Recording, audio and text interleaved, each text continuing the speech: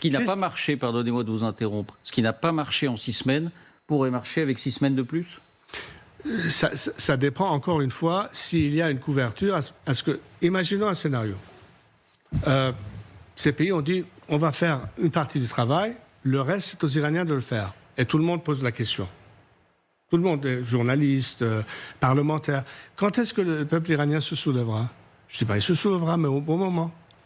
Ils l'ont d'ailleurs essayé, mais quelles étaient les conséquences de ce soulèvement? Un massacre total.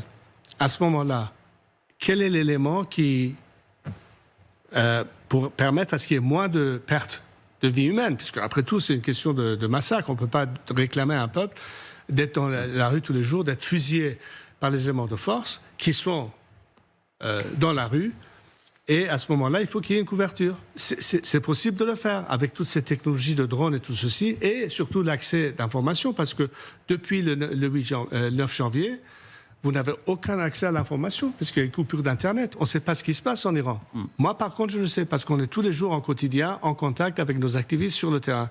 Prisonniers politiques, société civile, les avocats, les intellectuels, les éléments des ethnies. Et le pays est prêt à mener le dernier combat. Mais Ils vous disent cela. Au bon moment. Ils vous disent Absolument. Ah, écoutez, il y a trop de sang qui a été coulé. Je ne pense pas qu'on a perdu 50 000 personnes en l'espace de 2 jours pour qu'il y ait un deal nucléaire américain.